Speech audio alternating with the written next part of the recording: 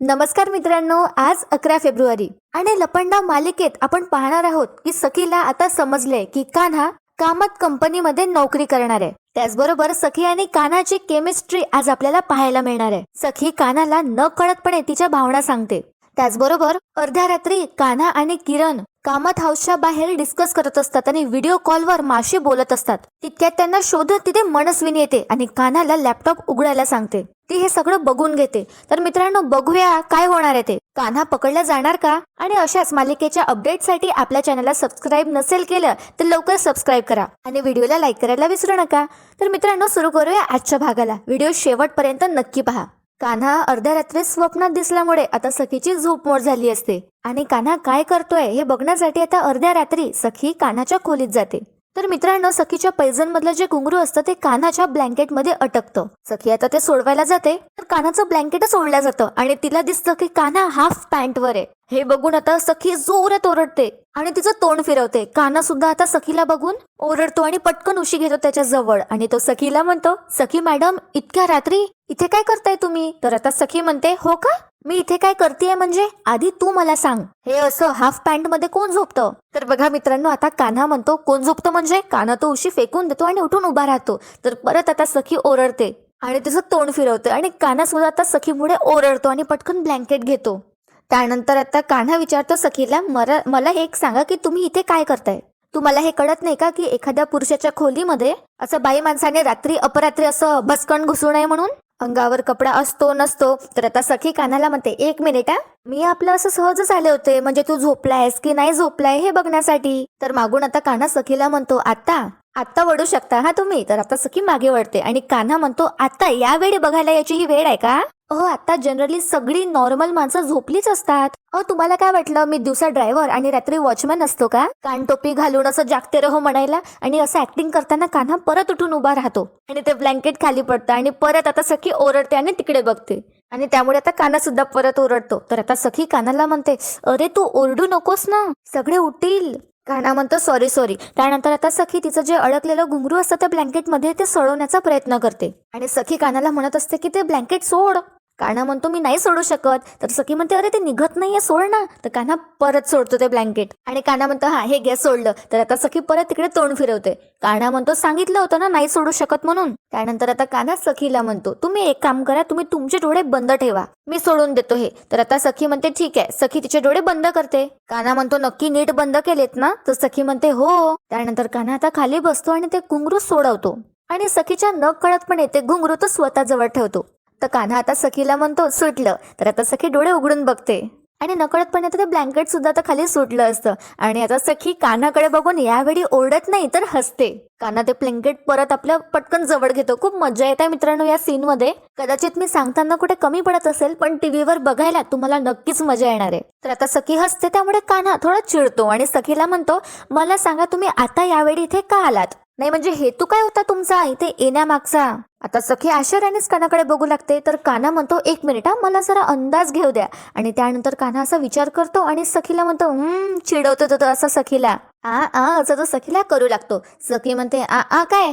तर कान्हा म्हणतो, नाही तसं नाही, म्हणजे तुम्हाला एकटीला झोपायला भीती वाटत असेल ना भूतांची, म्हणून तुम्ही इथे आलात असं मला म्हणायचं होतं. तुम्हाला काय वाटलं? तर सखी म्हणते, काही नाही. आणि आता सखी मनात म्हणते, कान्हा कुठल्या जगात जगतोयस, मूर्ख आहे का जरा? भूत येईल म्हणे. अरे खरं तर मला एकटं झोपण्याची सवयच नाही राहिली, चाळीतल्या त्या घरात तुझ्यासोबतच झोपायचे ना. सखी आता विचार करत असते, म्हणजे मनातल्या मनात ती हे सगळं बोलत असते. आता कान्हाचं लक्ष जातं सखीकडे आणि कान्हा परत सुरू होतो आणि सखीला म्हणतो, कुठे हरवलात? बोला. तर आता सखी म्हणते, कुठेच नाही. आणि तू सांग, इतका मोठा बेड असूनही तू खाली का झोपतोयस? तर आता कान्हा सुद्धा मनात म्हणतो, सखी मॅडम पण ना कुठल्या जगात जगत असेल. अरे बेबी सरकार, खरं तर चाळीतली सवय माझी सुटलीच नाहीये. तुम्ही तिथे बेडवर आणि खाली मी जमिनीवर झोपायचो. मी जरी शरीराने या बंगल्यात आलो असेल तरी माझं मन तिथेच, ते चाळीतच आहे, म्हणून मी खाली झोपतोय. आणि कान्हा सुद्धा त्याच्या विचारात हरवला असतो. म्हणून सखी आता कान्हाला भानावर आणते आणि म्हणते, हा बोल. आणि बघा मित्रांनो, सखी आता कान्हाला चिडवत तिथून निघून जाते. ती चक्क त्याला हाफ चड्डी असं म्हणते. सखी तिथून निघून जाते, पण ते घुंगरू तिच्या पायातलं तिथेच पडते पैजनातलं. कान्हा सखीला आवाज देतो पण सखी निघून जाते. त्यामुळे आता कान्हा ते घुंगरू स्वतःजवळ ठेवतो. कान्हा ते घुंगरू स्वतःच्या हाती ठेवून म्हणतो, सखी मॅडम, तुम्ही सगळ्यांसमोर जरी कबूल करत नसल्यात तरी कधी वाटतं का सगळं असूनही आयुष्यात काहीतरी कमी आहे? प्रयत्न खूप करता पण यश मात्र दूरच राहतं. प्रेम, पैसा, संसार, आरोग्य सगळ्याच गोष्टी एकाच वेळी अडचणीत आहात? मग काळजी करू नका, कारण आता उपाय आहे. स्वामी समर्थ ज्योतिषी केंद्र, महाराष्ट्राचे सुप्रसिद्ध ज्योतिषी माधवराव जोशी, वंशीकरण स्पेशालिस्ट. समस्या कोणतीही असो, उपाय मात्र नक्की. लग्न योग, संतान सुख, पती पत्नीमध्ये होणारं भांडण, पैशात बरकत नसणे, मनातलं प्रेम मिळवणे, मंगलदोष, कोर्ट केस, घर जमीन त्रास, नोकरी समस्या, व्यापार अडचणी, मला ते जाणवतंय. हळूहळू का होईना पण तुम्ही मला स्वीकारत करत चाललाय. कानाला सुद्धा आता हे आवडायला लागतं आणि कान्हा स्माइल करत असतो. पुढे सखी कानाला माझा नवरा असं सुद्धा म्हणणार आहे. तर बघत राहा मित्रांनो काय होतं. आता इकडे सकाळ होते आणि सखी ब्रेकफास्ट करायसाठी खाली येते. आल्याबरोबर आता सरकार सखीला विचारते, कान्हा कुठे आहे? सखी आता उत्तर देते की तो मंदिरात गेलाय. तर ही मनस्विनी म्हणते, चांगलंय, गुड बॉय. या घरात राहायचं असेल आणि मोस्ट इम्पॉर्टंटली जिवंत राहायचं असेल तर सरकारची भीती आणि देवावरची श्रद्धा दोन्ही असायला पाहिजे, असंही सरकार आता सखीकडे बघत म्हणते. सखीला आता काहीच समजत नाही. तर मित्रांनो इथे आता सीन शिफ्ट होतो आणि मंदिरात जाण्याच्या नावावर कान्हा त्याच्या घरी आला असतो त्याच्या मा आणि आईला भेटायला. आता कान्हाला म्हणत असतात, आधीच 70 कर्मचारी आपल्याकडे आलेत, आता तू स्वतः त्या तेजस्विनीच्या कंपनीत नोकरी करणार आहेस. नदी जरा उलटी वाहतीये पण आपल्या मनाप्रमाणे वाहतीये, याचाच मला आनंद आहे. तर आता कान्हा सुद्धा म्हणतो, हो मा, आपल्या कष्टाला आता फळ यायला लागलंय. सगळं काही एकदम परफेक्ट जुळून आलंय. आधी आपण शेअर्स विकत घेतलेत आणि आता सगळ्या कर्मचाऱ्यांनी तिथे राजीनामा सुद्धा दिलाय. या सगळ्या गोष्टींचा पुढे जाऊन आपल्याला खूप फायदा होणार आहे. तर मित्रांनो कान्हाने त्याचं कबीरवाला लुक घेतलं असतं. तर म्हणतात नक्कीच फायदा होणार आहे. देवाला प्रार्थना करत म्हणतात, हे सगळं असंच राहू दे रे बाबा. आणि बघा मित्रांनो काय होतं. आता म्हणतात कान्हाला, कबीर तू आता जेवण जाणं सांग, तुझ्यासाठी मी काय गोडाचं बनवू माझ्या हाताने, काय हवंय तुला सांग. तर कान्हा आता माझ्यावर बसण्यासाठी जातो आणि त्याच्या हातचं घुंगरू आणि मोबाईल तिथे टेबलवर ठेवतो. कान्हाच्या आता एकदम लक्षात येतं की आता मला हे खटकेल. आणि मित्रांनो तसंच होतं. कान्हा ते घुंगरू पटकन त्याच्या हाती घेऊन घेतो पण माझ्या लक्षात येतं. आता कान्हाला विचारतात, काय रे तुझ्या हातात? कान्हा म्हणतो, काही नाहीये मा. तर परत आता विचारते राजलक्ष्मी, काय आहे तुझ्या हातात, दाखव मला. कान्हा आता दाखवत नाही ते काय त्याच्या हाती म्हणून, त्यामुळे माच आता हिसकावून कान्हाच्या हातून ते घुंगरू घेतात. कान्हा आता त्याची मान खाली घालतो. आता कान्हा इकडे तिकडे बघू लागतो, त्याला ऑकवर्ड फील होतं. तर आता कान्हाला म्हणतात, कान्हा त्यांना आपल्या फक्त ध्येय वाजलं पाहिजे. माणसांना कमजोर करणाऱ्या या आवाजापासून लांबच राहा. आणि ते घुंगरू आता फेकून देतात. आणि मित्रांनो तिथे अपर्णा म्हणजे कान्हाची आई सुद्धा बसली असते. कान्हाच्या आईच्या बाजूलाच ते घुंगरू पडतं. तर कान्हा सुद्धा म्हणतो, काय केलंस हे? तर मित्रांनो कान्हाची आई ते घुंगरू स्वतः त्यांच्या हाती घेतात, त्यावर मायेने स्पर्श करतात. आता कान्हा आणि कान्हाची आजी दोघेही आश्चर्याने हे सगळं बघू लागतात. मित्रांनो तर इथे आता सीन शिफ्ट होतो. सखीसाठी ती चाळीतली स्टीलची प्लेट घेऊन हर्षदाने सर्व केला असतो ब्रेकफास्ट. आणि हे बघून आता सरकारच्या डोक्यात जातं आणि सरकार म्हणते हर्षदाला, काय प्रकार आहे हा? हर्षदा, या घराची एटिकेट्स तू विसरली आहेस का? तर आता सखीच मनस्विनीला म्हणते, सरकार प्लीज, मीच तिला सांगितलं होतं मला या प्लेटमध्ये ब्रेकफास्ट द्यायला, त्यामुळे प्लीज तिच्यावर असं ओरडू नका. तर आता मनस्विनी त्या प्लेटकडे बघत म्हणते, ह्या अशा प्लेटमध्ये? तर आता सखी म्हणते, हो, ह्या प्लेटमध्ये म्हणजे म्हणायचं काय तुम्हाला? मी माझे जुने कपडे देऊन काही नवीन भांडी घेतलीत, त्यातलीच ही एक प्लेट आहे आणि माझ्यासाठी खूप स्पेशल आहे.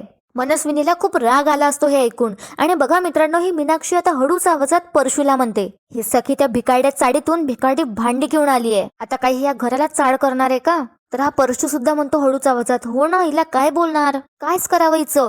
आणि त्यानंतर आता ही मनस्विनी रागात असते हर्षदाकडे बघते. तर सखी आता इशारा करते हर्षदाला की तू जा, मी सांभाळून घेईल. हर्षदा तिथून निघून जाते. पण मात्र आता सरकार सखीला चांगलंच सुनावते आणि म्हणते, तुझ्या म्हणण्याप्रमाणे हे घर जरी राघव कामतचं असेल तरीही आता हे घर मी चालवते. म्हणजेच सरकार आणि या घराचा स्टँडर्ड मी मेंटेन करत आले आणि माझा स्टाफ सुद्धा ह्या असल्या प्लेटमध्ये जेवत नाही किंवा काहीच खात नाही. आणि त्यानंतर आता सरकार त्या हर्षदाला विचारते, तू तरी खातेस का ग असल्या प्लेटमध्ये? तर ही जी हर्षदा आहे ती घाबरतच उत्तर देते आणि म्हणते, नाही सरकार. त्यानंतर मनस्विनी म्हणते सखीला, ऐकलंस का? आणि तू बघ, त्या चाळीतली घाण माझ्या या इथे डायनिंग टेबलवर आणून ठेवलीस तू. परशू आणि मीनाक्षी सुद्धा हे सगळं बघत असतात. तर आता सखी म्हणते सरकारला, सरकार, जुनं साहित्य देऊन नवीन साहित्य मिळाल्यावर आनंदच होतो. आणि असंच नवीन आणि नकोशी वाटणारी माणसं देऊन जुनी आणि हवी हवीशी वाटणारी माणसं मिळाली असती तर बरं झालं असतं. आता सखी तिच्या हरवलेल्या आईबद्दल बोलतेय, जी तिला असं वाटतं की जी सरकारमध्येच आहे आणि सरकार नवीन बदलली आहे, त्यामुळे आता सखी इथे असं बोलतेय. त्यानंतर आता सरकार टॉपिक चेंज करते आणि सगळ्यांना सांगते एक स्मॉल अनाउन्समेंट आहे. सगळे आता नीट ऐकू लागतात. पुढे आता सरकार म्हणते मी कान्हाला माझ्या कंपनीमध्ये जॉब दिलाय. तर मित्रांनो, हे ऐकून आता सखी खुश होते, पण परशू आणि मीनाक्षीला हे खटकतं. सरकार सखीकडे बघते तर सखी खुश असते. त्यानंतर परशू लगेच म्हणतो व्हॉट? सरकार, त्या ड्रायव्हरला आपल्या कंपनीमध्ये जॉब नाही? म्हणजे सरकार आय एम सॉरी, पण त्याला येतं तरी काय? तर आता सखी कान्हाची बाजू घेते आणि म्हणते काका, त्याला आता काही येत नसेल पण तो शिकेल ना. आणि काका, प्रत्येक माणसाची कधी ना कधी पहिली वेळ ही असतेच, आणि त्यात त्याला जर काही अडलं तर तू आहेसच ना मदतीला. तर मित्रांनो, हे ऐकून आता मनस्विनी ह्या परशूवर हसते आणि सखीकडे बघत ती म्हणते हा युजलेस. त्यानंतर ही मनस्विनी परशूकडे बघते आणि म्हणते यालाच आधी काम शिकण्याची गरज आहे, मगच हा अख्ख्या जगाला शिकवेल. आता मात्र परशू आणि मीनाक्षी मान खाली टाकतात. पुढे आता सरकार म्हणते याच्यासारखीच युजलेस माणसं भरली आहेत मी माझ्या कंपनीमध्ये, म्हणून तर माझ्या कंपनीमधून 70 एम्प्लॉईज त्या माहीत नसलेल्या केसी कंपनीमध्ये निघून गेलेत. आता परशू घाबरला असतो, काय बोलावं त्याला सुचत नसतं. पण आता सखी मात्र खुश असते आणि सखी म्हणते कान्हा आता आपल्या कामत कंपनीमध्ये काम करणार आहे. सखी बिचारी आता खुश असते, पण सरकार आता मनात म्हणते या मूर्ख सखीला काहीच समजत नाही. कुठल्या गोष्टीवर खुश व्हावं आणि कुठल्या गोष्टीचं दुःख साजरं करावं इतकं सुद्धा हिला कळत नाही. सखी, त्या कान्हाच्या खोट्या प्रेमात अशीच गाफील होत राहतो आणि सगळी प्रॉपर्टी माझ्या नावावर कर. लवकरच करशील म्हणा, मग तो कान्हा गेला काय आणि कंपनीतले उरलेले सगळे एम्प्लॉईज गेले काय, मला काहीच फरक पडत नाही. असं सगळं हे मनस्विनी तिच्या मनात म्हणते. तर मित्रांनो, त्यानंतर इथे आता सीन शिफ्ट होतो. अपर्णाने म्हणजे कान्हाच्या आईने ते घुंगरू तिच्या हाती घेतलं असतं. तर मा आता तिला म्हणतात अपर्णाला की अगं हे टाकून देते, आपल्या कामाचं नाहीये, टाकून देते, फेकून दे. आता मा रागातच असतात. कान्हा आता मला इशारा करतो आणि थांबायला सांगतो. तर बघा मित्रांनो काय होतं, बासरीला बांधलेला जो दोरा असतो तो आता सोडते अपर्णा आणि त्यामध्ये ते जे घुंगरू असतं सखीचं ते टाकतात. आता मा आणि कान्हा हे सगळं आश्चर्याने बघू लागतात. त्यानंतर अपर्णा कान्हाकडे बघतात. तर कान्हा आता अपर्णाकडे जातो आणि तिच्या जवळ जाऊन बसतो. तर आता कान्हा म्हणतो आई. तर आपल्या डोळ्यांनी कधी वाटतं का सगळं असूनही आयुष्यात काहीतरी कमी आहे? प्रयत्न खूप करता पण यश मात्र दूरच राहतं. प्रेम, पैसा, संसार, आरोग्य सगळ्याच गोष्टी एकाच वेळी अडचणीत आहात? मग काळजी करू नका, कारण आता उपाय आहे. स्वामी समर्थ ज्योतिषी केंद्र, महाराष्ट्राचे सुप्रसिद्ध ज्योतिषी माधवराव जोशी, वंशीकरण स्पेशालिस्ट. समस्या कोणतीही असो, उपाय मात्र नक्की. लग्न योग, संतान सुख, पती पत्नीमध्ये होणारं भांडण, पैशात बरकत नसणे, मनातलं प्रेम मिळवणे, मंगल दोष, कोर्ट केस, घर जमीन त्रास, नोकरी समस्या, व्यापार अडचणी, च्या पापणीची उघडझाप करते अपर्णा आणि कान्हाला बसायला सांगते. कान्हा आता बसतो आणि स्वतः अपर्णाने ब्रेसलेट केलं असतं, आता त्यामध्ये घुंगरू टाकलं असतं सखीचं आणि ते घुंगरू स्वतः ती बांधून देते कान्हाच्या हाताला. हे बघून आता कान्हाला खूप नवल वाटत असतं आणि तो इमोशनल सुद्धा झाला असतो. त्याच्या आईकडे तो बघतच राहतो. पण आता आजीला म्हणजे राजलक्ष्मी माला हे पडलं नसतं, त्यांना हे सगळं अजिबात आवडलेलं नसतं. पण अपर्णा पुढे त्या सुद्धा आता काहीच बोलत नाही. इथे आता सीन शिफ्ट होतो. कान्हा घरी आलाय आणि सखीने सगळं तिच्या रूम मध्ये सजवून ठेवले असते. सगळे जे सूट्स असतात 15-20 सूट्स तिने असे अरेंज केले असतात. तिथे आता कान्हा येतो सखीच्या रूम मध्ये आणि सखीला आल्या आल्या विचारतो मला का बोलावलं? तर आता सखी कान्हाला म्हणते ह्यातलं तुला कुठलं सूट आवडलं ते मला सांग. कान्हा तर त्या सगळ्या शर्ट्स कडे बघू लागतो आणि सखीला म्हणतो बाप रे, एवढे कपडे? तर आता सखी कान्हाला म्हणते हा म्हणजे तू आता मला स्वतःहून तर नाही सांगितलंयस, पण डोंट वरी, चिडले नाही आहे मी. तर आता कान्हाच्या लक्षात येतं. कान्हा म्हणतो सॉरी, खरंच सॉरी, ते सांगायचं राहिलंच म्हणा, तुम्ही नोकरीबद्दलच बोलताय ना? तर आता सखी म्हणते अजून काही लपवलंयस का तू? कान्हा म्हणतो नाही नाही, अजून काही नाही, हेच बोलत होतो मी नोकरीबद्दलचं. पण हे काय सगळं बेबी सरकार? तर आता सखी म्हणते अरे, आणि सखी आता इथे सुद्धा कान्हाची मजा घेते आणि हळूच कानाजवळ जाते आणि म्हणते हाफ चड्डीच्या वर घालायचे कपडे आहेत हे. आणि सखी कानाला असं चिडवते आणि हसते. कान्हा सुद्धा त्याची मान आता खाली टाकतो. तर पुढे आता सखी म्हणते उद्यापासून तू ऑफिसला जाणार आहेस ना? तर कान्हा म्हणतो हो. पुढे आता सखी म्हणते मग ऑफिसला घालायचे कपडे नकोत का? तर कान्हा म्हणतो हो, पण त्यासाठी एवढा खर्च करायची काहीच गरज नव्हती. तर आता सखी सांगू लागते कान्हाला की अरे, हे कपडे मी विकत नाही घेतलेत, हे माझ्या बाबांचे कपडे आहे. उद्या जर तू ऑफिसच्या पहिल्या दिवशी जर तू माझ्या बाबांचे कपडे घातले ना, तर त्यांचाही आशीर्वाद तुला मिळालाय असंच होईल, मला असंच वाटेल. सो सांग कान्हा, कोणता हवाय तुला? प्लीज सांग, तुला यातला कुठला आवडलाय? आता सखी खूप एक्साइटेड असते. पण आता कान्हा म्हणतो बेबी सरकार, अरे तुम्ही हे सगळं कशाला करताय? मला खरंच नको आहे तुमच्या बाबांचे कपडे. तर आता सखी म्हणते का? जुने आहेत म्हणून का? तर कान्हा म्हणतो अरे नाही नाही, असला काही गैरसमज तुम्ही करून घेऊ नका. जुने आहेत म्हणून नाही, उलट मला जुन्या गोष्टी आवडतात. पण काय ना, हे फक्त तुमच्या बाबांचे जुने कपडे नाही तर त्यांच्या जुन्या आठवणी आहे. तर आता सखी म्हणते अच्छा इतकंच, मग काय झालं, मीच देते आहे ना, आणि हे माझ्याच बाबांचे कपडे आहे. माझ्याच बाबांचे कपडे घालून तू माझ्याच बाबांच्या ऑफिसला जाणार, हे मला ऐकतानाच किती छान वाटतंय. आता सखी खूप खुश असते. सखी त्यातला एक सूट सुद्धा काढते आणि म्हणते कान्हा हे बघ.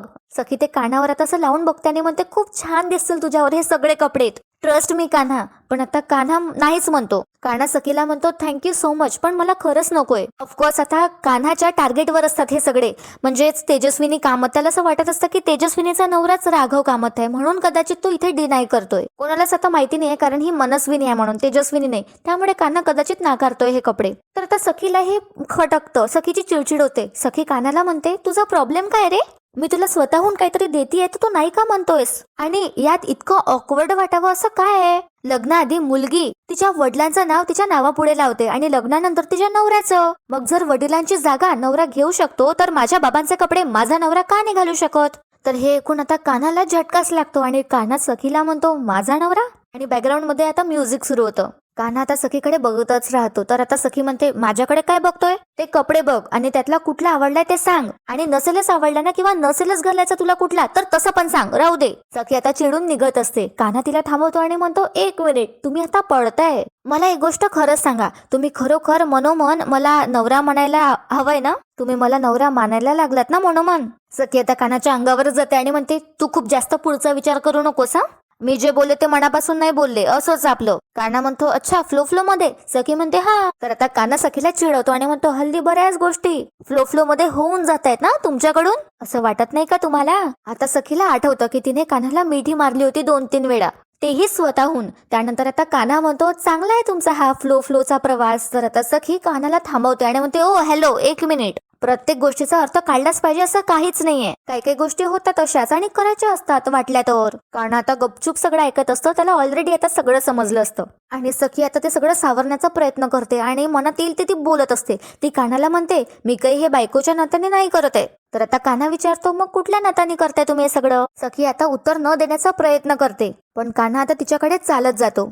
तर आता सखी काहीतरी सुचवते आणि कान्हाला म्हणते सिम्पल, जसं चाळीत तू मला हेल्प करायचास ना तसंच मीही तुला हेल्प करते इथे ॲज अ. तर कान्हा म्हणतो ॲज अ काय? तर बघा मित्रांनो, आता सखी म्हणते ॲज अ फ्रेंड, दोस्त, मित्र. खूप ओरडू लागते ती. तर आता कान्हा म्हणतो बस इतकी ओरडायची गरज नाहीये, फ्रेंड्स म्हटलं की कळतं मला. तर आता सखी म्हणते अच्छा कळतं ना तुला, मग यापुढे हे लक्षात ठेव, मी जे काही करते ते फक्त आणि फक्त मैत्रीच्या नात्याने. आता सखीने तिचे हात असे कमरेवर लावले असतात. तर कान्हा सुद्धा आता तिची ऍक्टिंग करतो आणि सखीला म्हणतो मी पण लक्षात ठेवेलच, पण तुम्ही पण ठेवा. सध्या लक्षात ठेवण्याची तुम्हाला जास्त गरज आहे. तर आता सखी कान्हाला बोट दाखवते आणि म्हणते तू. तर कान्हा सुद्धा तिची ऍक्टिंग करतो आणि त्याचं बोट दाखवतो आणि म्हणतो श्श. आणि कान्हा आता सखीच्या जवळ चालत येतो आणि सखीला आता अवघडल्यासारखं होतं. कान्हा त्याचा हात सुद्धा घेतो आता सखी जवळ, सखीच्या गालापर्यंत खूप प्रेमाने. आणि मित्रांनो, आजचा भाग इथेच संपतो. पण उद्याच्या भागात आपण पाहणार आहोत की मनस्विनी आता सखीच्या रूम मध्ये जाते. तिला आता सखी एकटीच दिसते तिच्या रूम मध्ये आणि मनस्विनी म्हणते सखी तर इथे झोपली आहे, मग कान्हा कुठे आहे? आणि ही मनस्विनी कान्हाला शोधत घराच्या बाहेर जाते, जिथे कान्हा किरण बरोबर असतो आणि तो व्हिडिओ कॉलवर मासोबत बोलत असतो. तो प्लॅनिंग करत असतो पुढच्या डावाची. आणि तितक्यात मनस्विनी आता कान्हाला विचारते काय सुरू आहे इथे? कान्हा आता घाबरतो आणि लॅपटॉप बंद करतो. त्यानंतर मनस्विनी कान्हा जवळ येते आणि लॅपटॉप परत उघडायला सांगते. तर बघूया मित्रांनो काय होणार आहे उद्याच्या भागात. कान्हा पकडला जाणार का? आणि तुम्हाला आजची कान्हा आणि सखीची बॉन्डिंग कशी वाटली कमेंट करून नक्की कळवा. आजचा भाग आवडला असेल तर व्हिडिओला लाईक करा आणि चॅनलला सबस्क्राईब करायला विसरू नका.